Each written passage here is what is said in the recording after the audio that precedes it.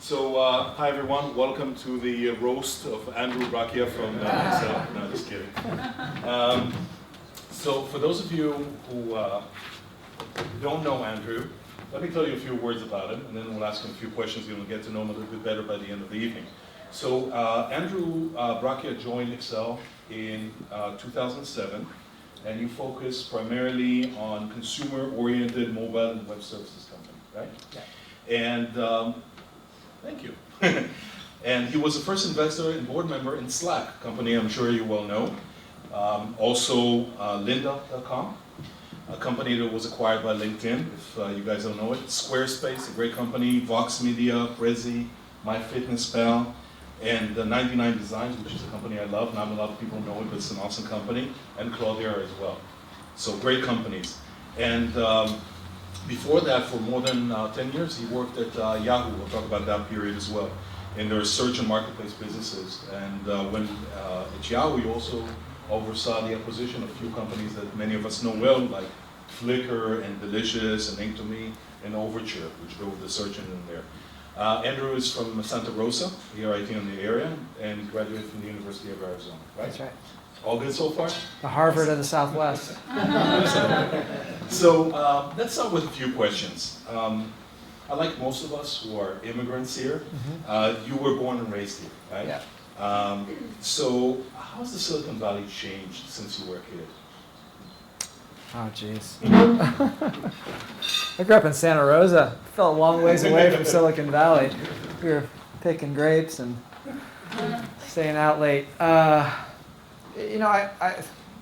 think that over the last probably, I can't speak so much about it, back in the 80s and 90s. I can talk a little bit about it as it relates to venture capital, because I think venture capital has changed a lot in the last 20 to 30 years.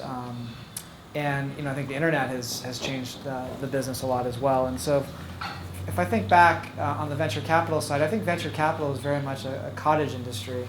In the 80s and 90s, there wasn't that much capital being deployed to venture capital firms. There wasn't that many venture capital firms, and really the need for capital from a startup perspective was really high, because you weren't able to even get your business started without having a significant amount of capital to buy servers or buy equipment, and so a lot of that has changed over the last 15 to 20 years. And so you've seen, as commoditization has occurred within infrastructure, and the rise of AWS and Google Compute Engine and Microsoft Azure and all the open source technologies and APIs, that you're able to create companies a lot faster with a lot less capital. And you've had a lot of wealth created in Silicon Valley over the last 15 to 20 years, and the rise of angels and smaller funds that have, I think, just made the market a much more competitive market, and a much better market, quite candidly, for entrepreneurs, in my opinion. And so I think that's been a big, change over the last 15 to 20 years. The other big change is, when I was living in San Francisco in the late 90s, I got in the car and I drove down to Santa Clara for a period of time, in Sunnyvale, when we moved into the infamous campus. The campus move is always a dangerous move for a company like Yahoo or any other company.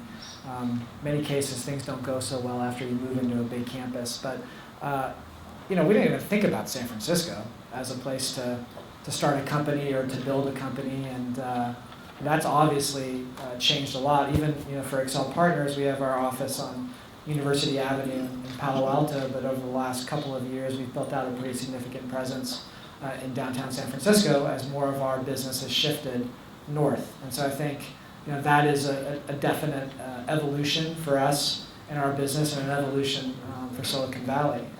Then I think finally, sectors come and go, and those changes are fairly apparent. Back in the 80s and 90s, if you were at Accel Partners, you were making investments in seminal semiconductor and network infrastructure companies.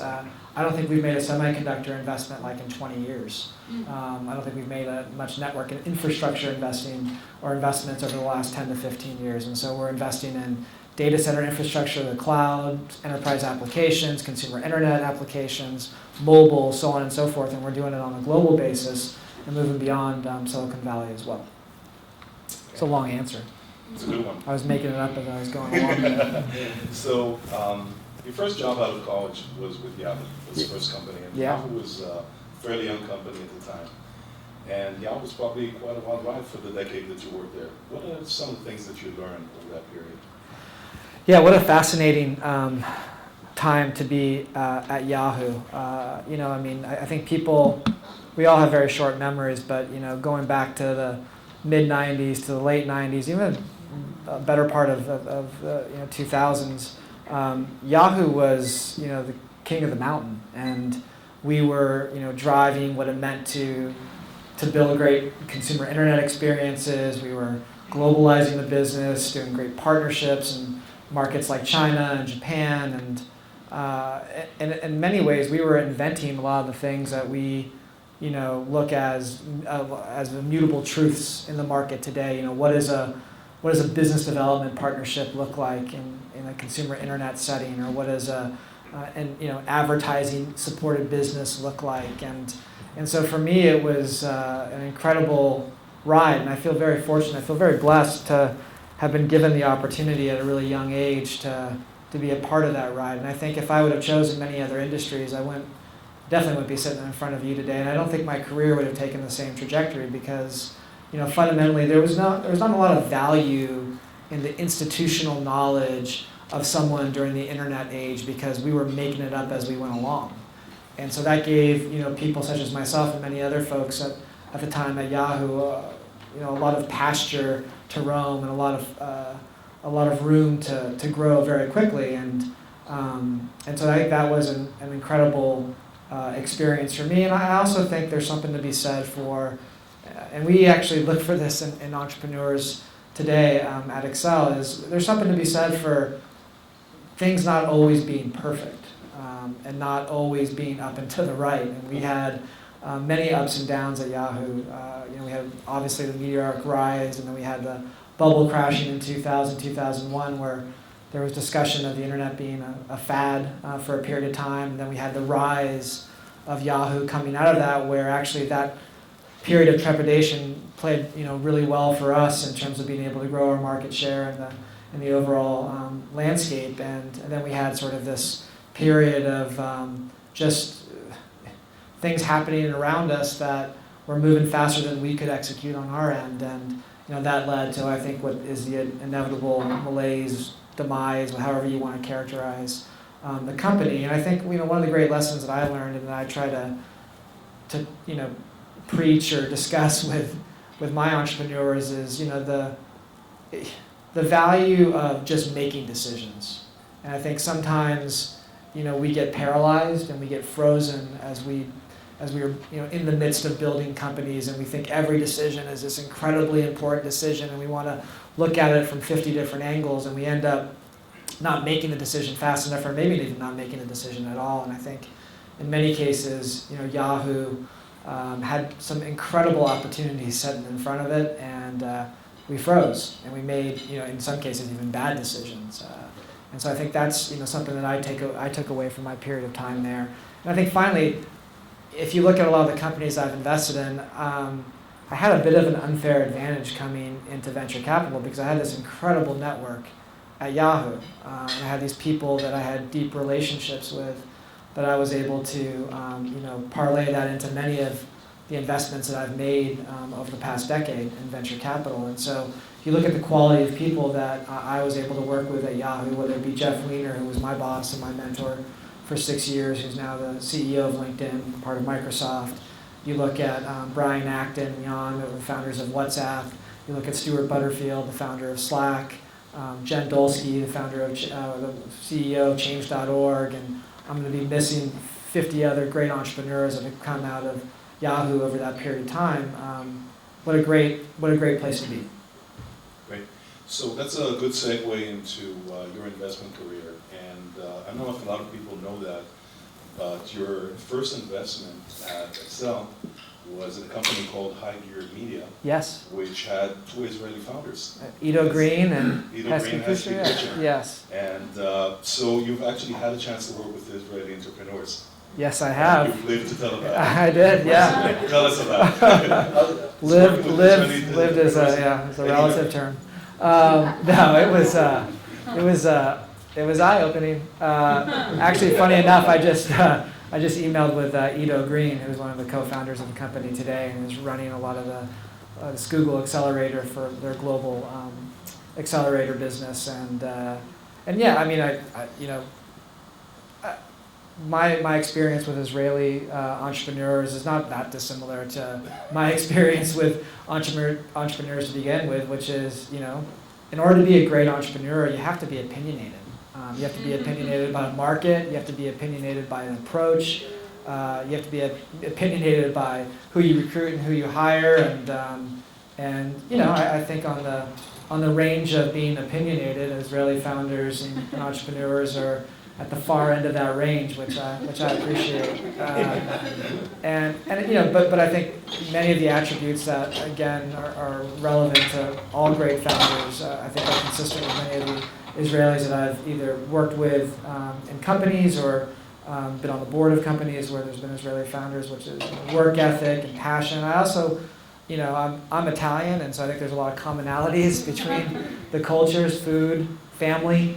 And just mutual respect for others. And so, I think that's something that I kind of connected with. My dad is one of 8 children. My mom is one of 8 children. I have 52 first cousins. I have a really big family, so I'm used to a lot of the, you have to scream the loudest sometimes to make things happen. So I appreciate that.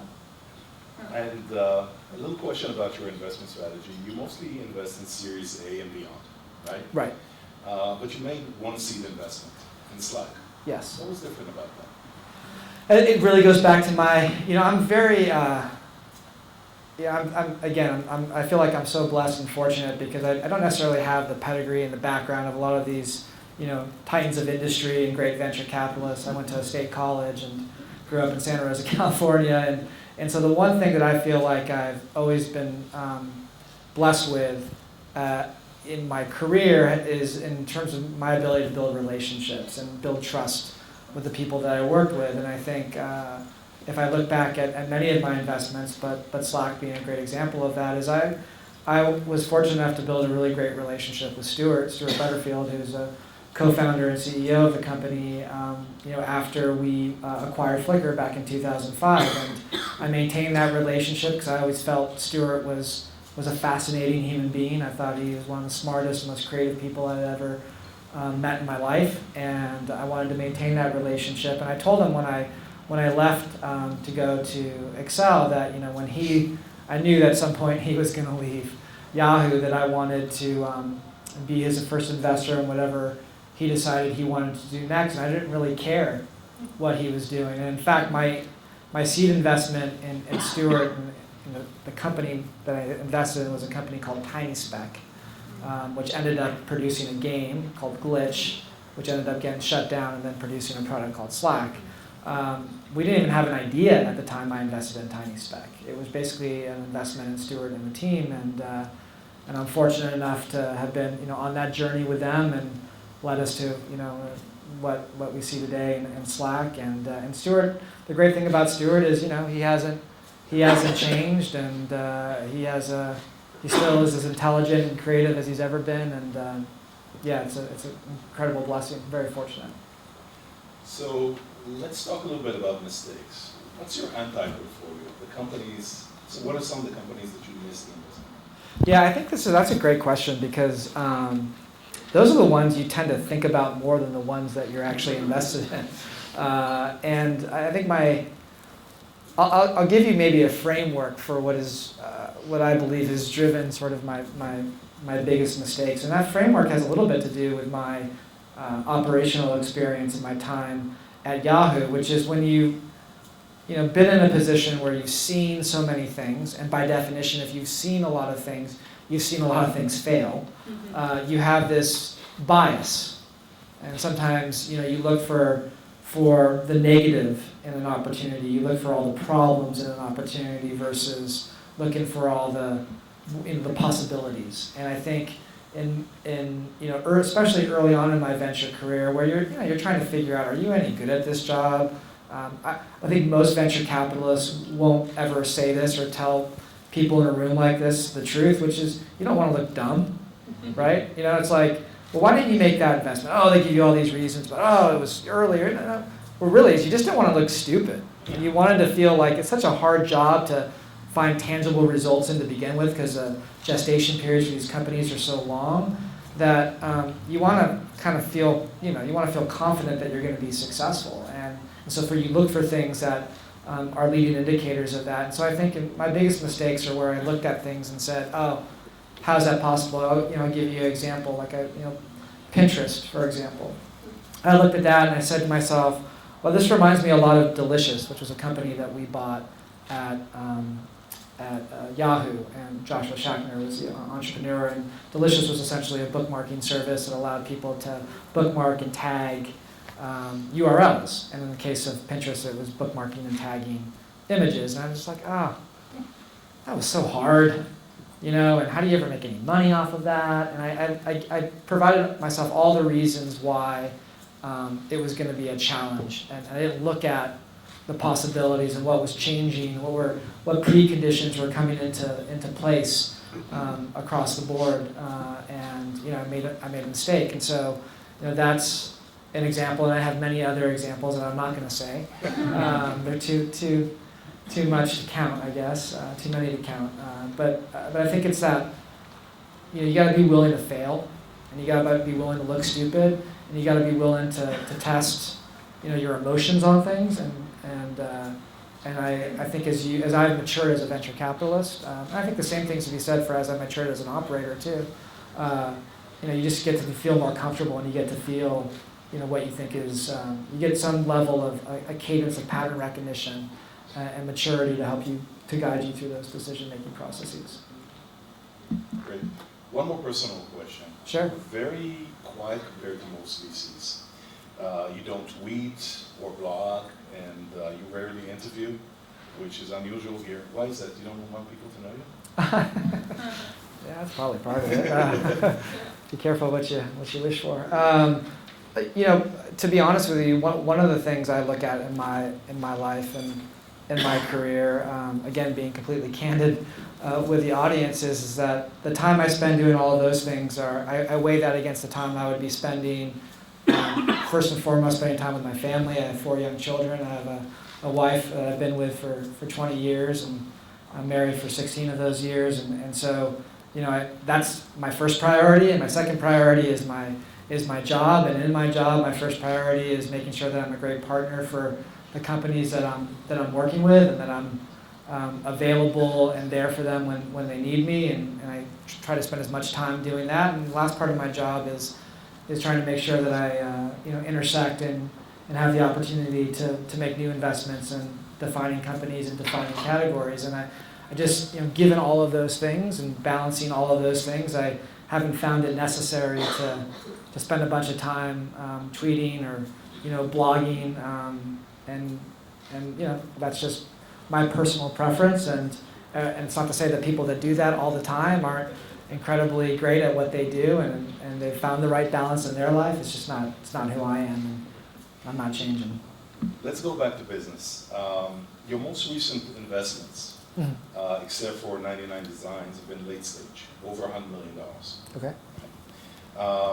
If it's about having a difficult time spending that $2 billion fund that you guys have, I'm sure there are a lot of founders here that would be happy to take that off your hands. Yeah. But seriously, are you still interested in doing Series A investments? Yeah, and in fact, I've done, 3 Series A investments, of which none of them have been announced, over the last 12 months. It's kind of seed Series A investments. One in kind of a on-demand product category, another one in kind of an enterprise messaging, e-commerce business, and one recently in transportation, a data company. And so yeah, I'm still doing those, but I'm not very vocal or public about the ones that we're investing in. You don't publicize necessarily each one that you do? No, not until they work. Okay. That's a great Just strategy. joking.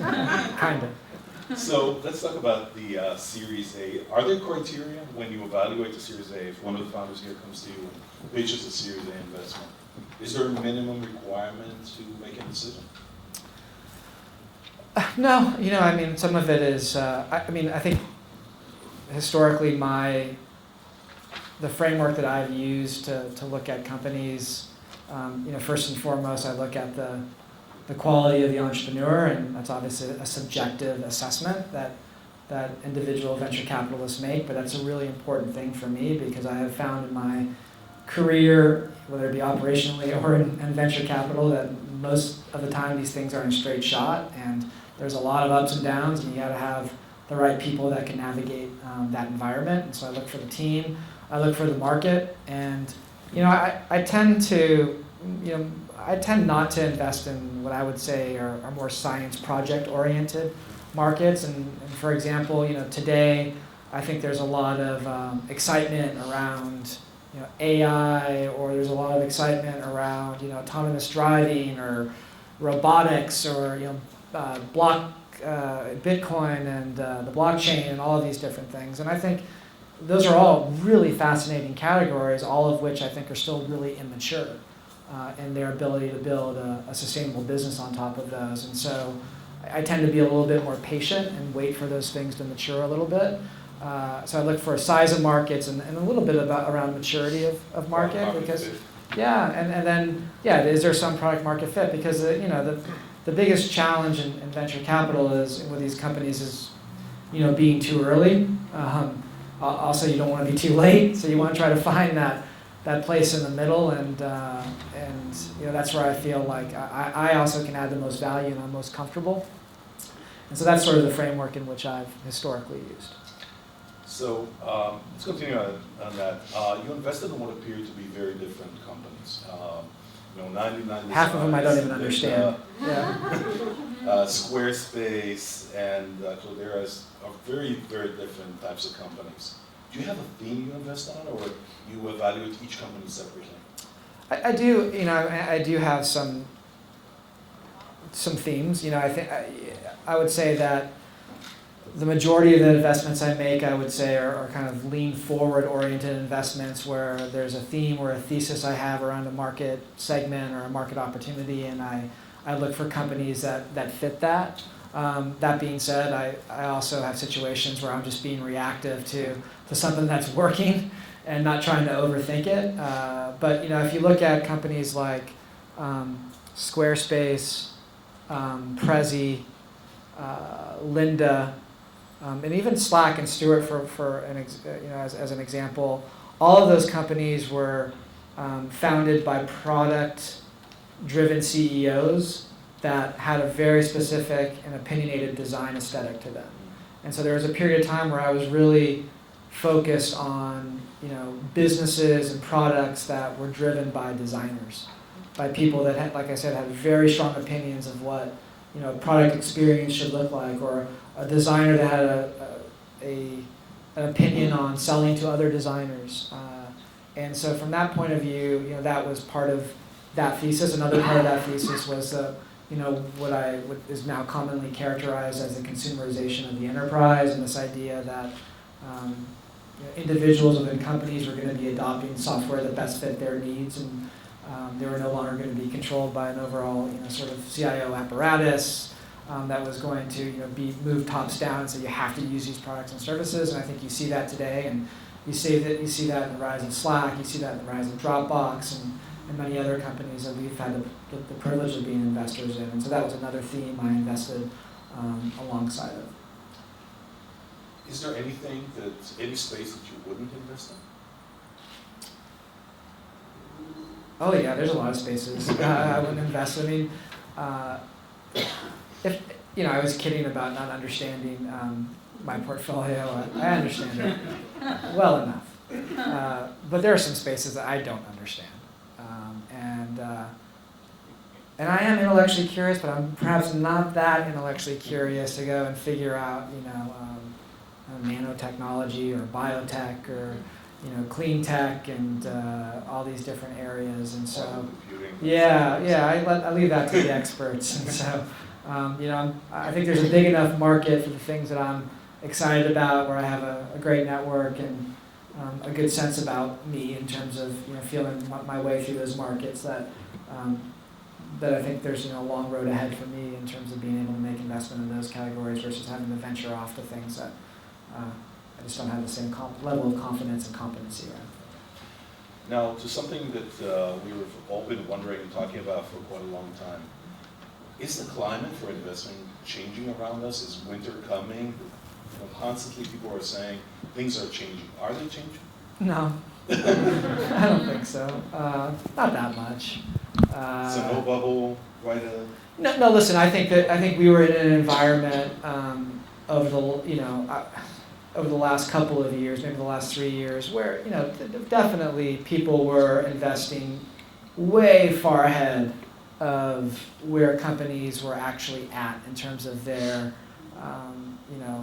operational metrics, financial metrics, just maturity as an entity, as maturity from developing their own culture and their own sort of motions for how they build their company. And so I think what you're seeing and what you've seen over the last maybe year and a half is you've seen many of these companies get religion around how they need to operate and what they need to do to be successful and grow into those valuations.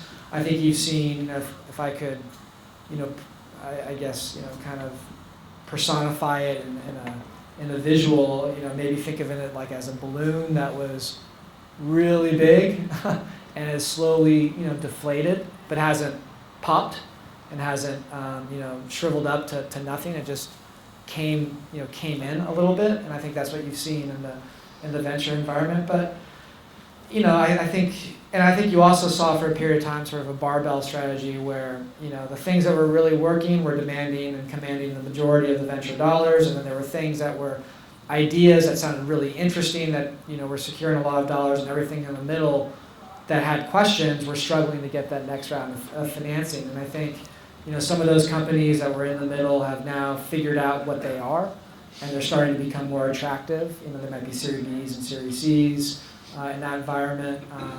I think the public markets are going to start to open up for some of the larger companies that commanded a lot of those dollars over the last 3 to 5 years, and so I think you'll start to see more exits. I think you see an unprecedented amount of cash on large technology companies' balance sheets, and so I think that cash is going to look for growth over the next 2, 3, 4, or 5 years, and then I think the underlying technological trends across the board are just evolving and changing at a pace that we've never seen, and so I think the new opportunities are going to continue to present themselves at a cadence and a velocity that will require all of us to continue to be on our toes and also continue to lean forward in investment methodology. So seed stage company finding it very difficult to compete for relatively limited Series A. Yeah. As a firm that does Series A, do you actually see that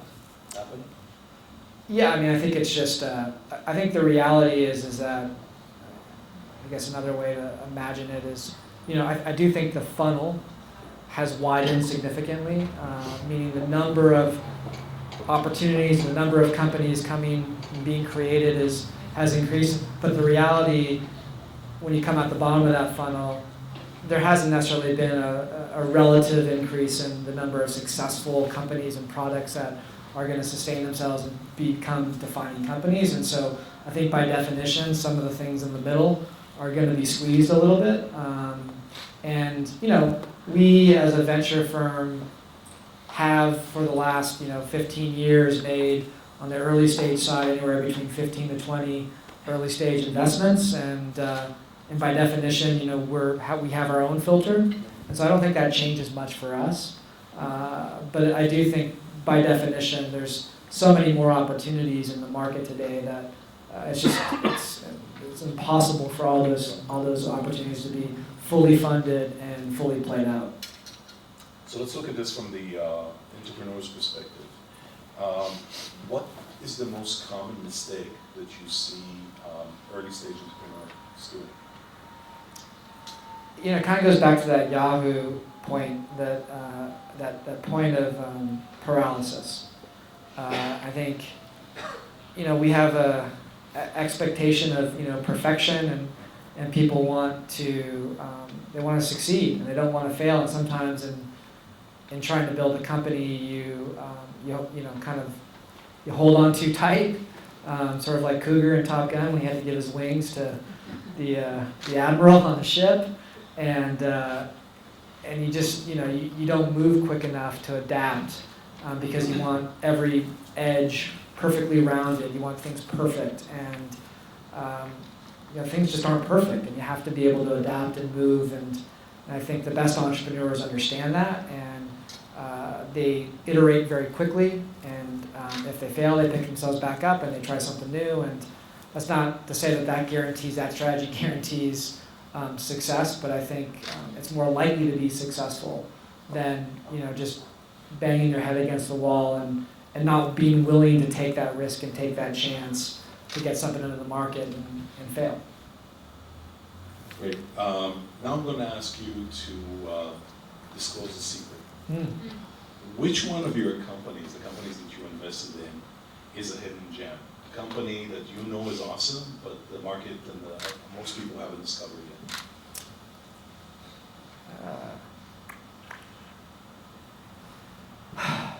I think people know it's a good company. I don't think they understand the extent of how great a company Squarespace is.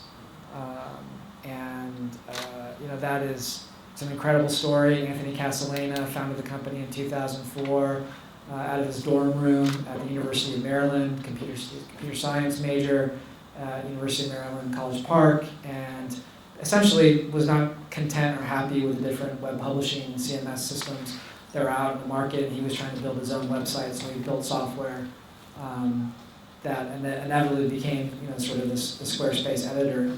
And I think now when we invested in the company back in 2010, these directional. These aren't alternative facts. Fake news. Directional. Maybe 35, 45,000 customers, and now close to a couple million customers over that period of time. And the company just doesn't get talked about a lot because Anthony, I think by definition, is he's very quiet and is very focused internally, and never has been one to be focused externally. And so I think it's just one it's a hidden gem in my view. I think if people understood how large of a company it is and how well the business runs, they'd be really, really surprised. Thanks for that. Yeah. Something else. Tech companies come and go, right? You've seen that with Yahoo. You've seen it with AOL. Well, it hasn't gone. No, it hasn't gone, but the peaks and the changes and. Might as well, I guess. Yeah. So let's step into something that's maybe not be fully politically correct, but which companies are out there that you think may be disrupted soon, in the next 5 years? Like, talk about a no-win situation answering that question, right? Like, here's my list of things. I'll take the opposite side of that, which is what companies do I think are in it for the long term and are just incredible I'm going to take this question and distort it for my own benefit, obviously, and move it in my direction. But it's actually something that we think about a lot as investors, because I will tell you that 5-10 years ago, one of the things as investors, and also one of the things as an entrepreneur that you rely on, is somewhat the ineptitude of the larger players in the market, and the ability for you to move more quickly and briskly through market segments and not have any sacred cows, and be able to not have any sort of historical business models that prevent you from doing what you need to do to build a great company. And I think for the most part, that has worked. I think what we find today in the market, you look at companies like Facebook, you look at companies like Google, you even look at what Satya is doing at Microsoft. The speed and velocity and focus of those companies to look at market segments and see what's happening and come in with their own products and services and take the oxygen out of those markets is really eye-opening. And it's very different than it was, I would say, 5 to 10 years ago. And you look at the amount of capital that they have, and you think about, trying to, if you're an investor and you're thinking about autonomous driving, I mean, do you want to go up against Tesla and Google and Uber and all of these folks? I mean, that's a tough road to hoe. And so I think, from my perspective, to answer your question, I am very bullish on long-term on Facebook, very bullish on Google, incredibly bullish on Amazon. As a father of 4 children, I can assure you that Amazon visits us a lot more than probably any other company in the world.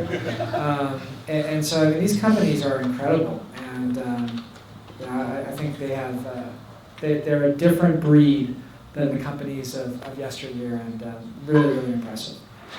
Absolutely. So I'm a little jealous of VCs like Accel because you guys have a crystal ball. It's called your conference room, where entrepreneurs come and pitch the newest ideas. Yeah. So even the ones that you eventually don't end up investing in, but you get to see the future. So based on what you're seeing, what is our future in the next 5 years going to be? That's a good question.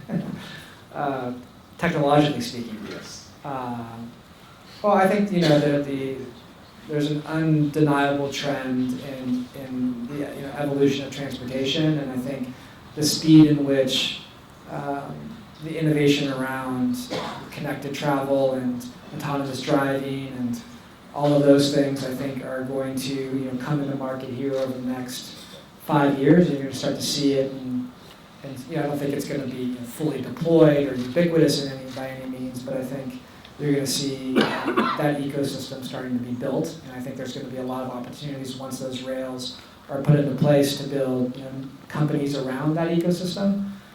I think that's definitely going to happen. I think all of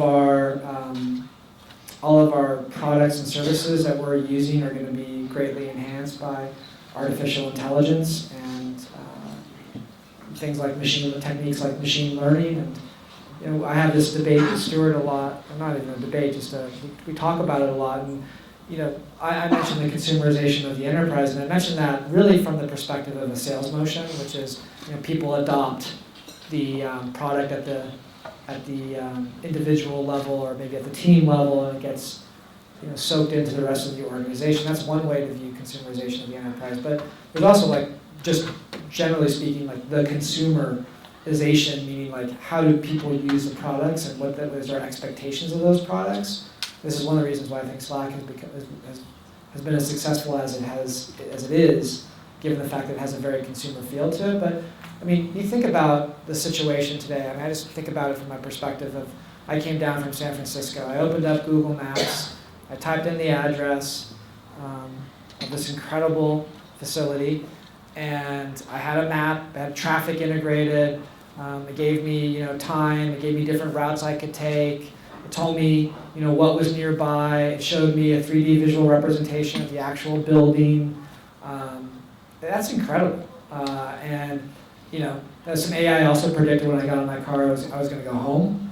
So I didn't. But that's an example of a very simplistic AI functionality or whatever. But I think if you think about being in a company and being in an enterprise, and you think about what truly the consumerization of the enterprise is going to mean over the next 5 to 10 years, and you think about doing all the questions you ask in email, all the queries that you do, and all the conversations that you have, and how much time is wasted and productivity is wasted by trading the same information over and over again, I think that's going to drastically change. And so I think that's a really exciting place to invest, and I think it's going to hopefully drive a lot of efficiency and productivity for our economy and the global economy. There's no doubt that people are investing a lot in space, and so that's happening again, kind of beyond my pay grade. But I think you're going to see an increased level of investment in that regard. I can kind of go on and on. Everything is evolving and changing at a speed, whether it be financial services. How many people now use Apple Pay when you're buying things on iOS applications? I mean, that's dangerous. It's too easy. It's ridiculous. How easy that is. And think about Amazon Go is not dangerous. They're all I mean, all these things are dangerous from a consumption perspective, but it's amazing, what is happening and the speed in which it's happening. And so I don't think that velocity is going to slow down, and it's a really exciting time. Now, a question on a sensitive subject, Uh-oh. but I'm sure you can handle it. I'll just punt if I can. Okay, it's no secret that there's a lot of frustration in Silicon Valley about what's happening in Washington, D.C. And there's a lot of tension and differences of opinion, let's just call it this. Sure. Okay? Would you advise your companies to get more involved or to actually stay out of it?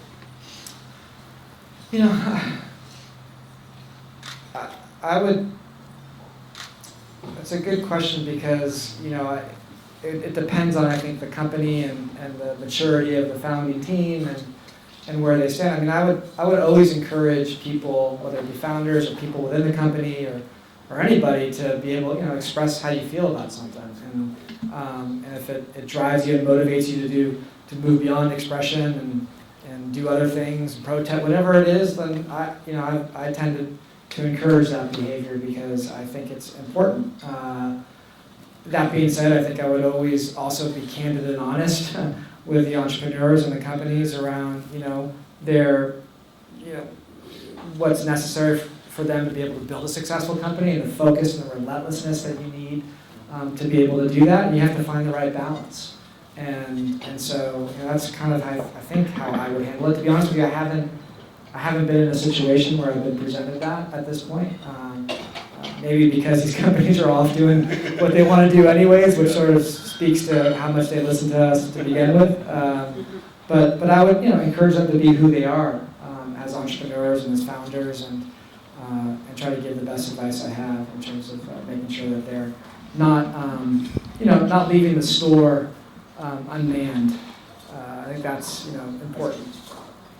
So my final question to you is actually a prompt to share some of your wisdom with the folks here. Any parting words, any thoughts that you can share with the founders and builders that we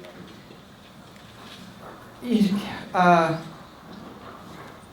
Don't be a cynic. I think this goes back to the question that you just.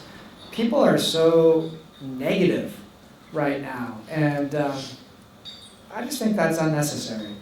Listen, life isn't perfect. Things are hard. Problems arise. Issues arise, and as a founder, as an entrepreneur, you're gonna, run into so many problems and so many issues and so many challenges. And if you, sort of freak out all the time, and you allow yourself to be driven by fear, by all the problems that command and demand your time and your focus, I think you just miss out on the best part of life, which is being a part of something great and enjoying the things that you do and being able to work with really intelligent and inspiring people. And so I'm an optimist, and maybe I'm wrong in being an optimist, and maybe that's whatever, but I am. And I think by definition as an entrepreneur, you have to be pretty optimistic and a little bit crazy about building your company, and I think people shouldn't lose sight of that. Thank you. Yasmin, I actually have a question for you. Okay. Can we open it for questions from the audience? Yes, Andy doesn't touch you. No, it's fine. Yeah? Your turn. Everybody's just waking up. Yeah, I was going to say, must have been a hell of a show. What's the best thing about being an investor in Silicon Valley? I think the access, access to just an incredible group of people, and being able, being an investor, you just have to fundamentally be intellectually curious. And if you're intellectually curious about technology, there's no better place in the world to be, investing and leading entrepreneurs, because there's just so much activity and there's so many great entrepreneurs, and so their networks are fantastic, and you can just, you can be a part of something that's bigger than yourself, and grow from that. And I really enjoy that. And that being said, I would say one of the things that differentiates Accel Partners is we made a very conscious decision in the late 90s, early part of this decade to become global. And we're one of the few firms that truly is. And we did that because we fundamentally believe that the vision of Silicon Valley and entrepreneurialism was going to continue to grow and thrive in these emerging tech hubs. So we opened up Accel Europe in 2000, which services both Europe as well as Israel. We did a partnership with IDG in China in 2006, and we opened up Accel India in 2009. And if you look at many of our best investments, we're the first investors in Flipkart, we're the first investor, which is an Indian company, first investors in Atlassian, which is a Sydney, Australia company, first investors in Supercell, which is a Finnish company. So we're, it's great to be a Silicon Valley investor, but we also take a very global view of the opportunity set. Just extending the question, because of the cost of living here, do you see, talk about the global Yeah. opportunities, but what about the rest of the U.S.? Do you see any disruption coming from the need to be in other hubs in the U.S. And not just in Silicon Valley? I think it would be great, for that to happen. I would say that there's been fits and starts of that over the last couple of decades. There was a little burst in Austin, Texas. There was a burst in the kind of 2007, 2008, 2006 around New York. There's been sort of off and on bursts in Seattle. And so I think it would be really healthy for the American economy and for entrepreneurialism in general, for those hubs to have more, to be able to sprout more consistently and grow. And I think it's possible. I do, and it's just a matter of making sure that the right preconditions are in place and the right networks are in place. I think we just take for granted how much infrastructure we have here in Silicon Valley and how much connectivity we have in Silicon Valley, and that has taken 20, 30, 40, 50 years to develop, and we're just still at the early stages of that development in some of these other markets in the US and globally, obviously. 2 questions. Sneak them in. 1, have you sourced your investments? And 2, you share, without naming names, some faux pas that as Israelis and as entrepreneurs we should avoid. Sourcing, bunch of different ways. Again, my network. I think our intellect, our capital, our property, steel and equipment as a venture capitalist, or the minds and the imaginations of the people, not only as founders of our companies, but within our companies. And so I spend a lot of time with people inside of our companies, not just the founders. In fact, I really try to make a sort of effort to go down inside the company, because in many cases those are the next great entrepreneurs, or they're the folks doing the coffee shop circuit and meeting with a bunch of entrepreneurs or friends. And so that's a big part of how we source new companies. There is the just reading something and seeing that you think something's really interesting because you read an article on The Verge or Recode or TechCrunch or whatever it might be, and not being not feeling like, well, just because I read about it, everyone else read about it, it's not interesting. Well, sometimes it's really interesting, and you have to lean forward and say, well, I know everyone now knows it's interesting, but I'm going to go and spend time with it. So we have that proactive apparatus as well. And then, we get introduced to a lot of companies, and we react to and try to make the best decision that we can, and also make sure that no matter what avenue we are able to connect with entrepreneurs, that we treat them with the proper respect and that they deserve, because it's not easy being an entrepreneur. In terms of faux pas, not the normal thing, something juicy. Well, what do you mean by faux pas? Like something juicy? Approaching you the way they were in the boardroom, something that you're just like, okay, red flag, never going to invest, don't do that. What can we learn? Just because they're Israelis? No. I'm just saying, as Israelis, I hear you. we might want to learn from other people's mistakes. Not that we would ever. Mismatch stocks. No. What are some of the things that? I'm going to be so generic, and I know you don't want me to be generic, so I'm looking for Oh, you gotta have one story that's well, I mean, I think one of the things that is, as I said before, you have to be an optimist, and you have to be a little bit crazy. off kilter, crazy, whatever you want, to start a company, and sometimes that means that you have to stretch the truth sometimes about where you're at or what's happening or this deal, and I would say that I would try to stay away from that, You're so magnetic. I would really try to be, just be candid about where you are in the development of your company. And there's no need to, at least, I catch folks all the time, and it's a small community, and people, sometimes will stretch the truth, and you look back and it's just so unnecessary. And so I think that's an area where I think just in life in general, we all can learn from that lesson, but in entrepreneurialism as well. We've all heard of a little company called Tyrannus. Yeah, that might not be a small stretching of the imagination. Yeah. You mentioned one of your unannounced investments in the on-demand company. Yeah. And last year we've seen so many on-demand companies kind of fall and get bust. So where do you see this market going? What was wrong, and how can it be corrected? It's a really, really difficult market, I don't have a crystal ball in terms of how that market is going to end up. I mean, I think what fundamentally happened was you had the rise of Uber, you had the mobile device being obviously the predominant driver of that rise, and then everybody said, okay, well, if you can do it in transportation, you can do it in dry cleaning and laundry and grocery delivery, and the 86 food companies that are doing it for, whatever value prop that they might have, and,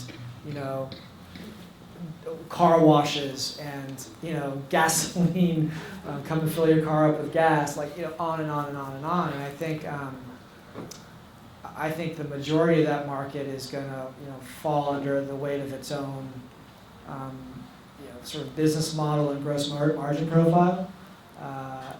And lack of sort of ability to scale. I think one of the beautiful things about Uber or any really successful consumer product is you need consistent and predictable engagement and a lot of engagement to drive the unit economics of those businesses. And many of these on-demand categories have episodic use cases that are heavily subsidized, and I think it's going to be a challenge for many of these companies to be able to get through to the other side. So I would imagine there'll be some winners, there'll be some consolidation. Some of those businesses might be more successful in different markets that have different cost of labor, different cost of capital, and so, but I think generally speaking, there's going to be a lot of companies that just aren't going to be around in that ecosystem. So when you're trying to make a decision whether to invest or not in a company, and let's say you are on the line, and what basically helps you kind of like get over the hump to like make a decision? Because I'm assuming like not every decision is like black and white, and there are like a lot of gray areas where you are kind of like thinking about you like one or two areas and you think you're not sure about other two things. That what helps you kind of like make it? Flip of a quarter, basically. Yeah. It depends on the situation. I mean, I think it really comes down to that framework that I talked about before, which is how much do you believe in the entrepreneur first and foremost, and do you really think the market is ready? And there's always going to be a bunch of problems and issues and challenges, and the balance sheet is going to be fairly evenly distributed at the early stages of a company's formation, and so I really rely on personally speaking, I rely on my instincts around people and around the entrepreneur to inevitably get me over the hump on a situation. Any other questions? One last one. One more? Sure. Can you talk a bit about because you spent half of your career so far as a VC, what do you miss from your days? Yeah, operating, yeah. well, I'll tell you definitely what I don't miss, Okay. which is 360-degree reviews and all the TPS reports and all of those things, which I think are also characterized, broadly speaking, as management. Yeah. I think it's funny because I remember coming to Accel in my first 6 months. It was, I had this euphoric feeling around almost like this freedom, right? Like, oh my gosh, I can make my own schedule. I don't have to do the staff meeting. Don't have to do the 5-minute stand-up, and and then I remember like 6 months after I started missing all those things. And I think what I fundamentally missed was the camaraderie, and the ability to work with a group of people every day in very close quarters and actually see the impact that you're making on a daily, weekly, monthly basis, because the input that you're creating is leading to very tangible and quantifiable and short-term outcomes and results. And that's not venture capital. We have a great partnership.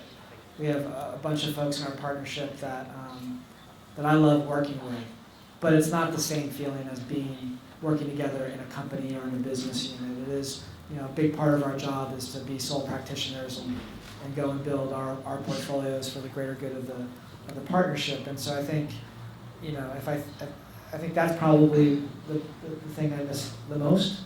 And you try to get that as a board member through osmosis through the companies that you're working with, but the reality of that is that's a dangerous path to take, because you really don't want to be too involved in the companies. You want to let them grow and mature on their own. And so, long answer to the question, but hopefully that makes sense. Cool. Thank you very much, Andrew, for joining us. You're welcome. Thank you all.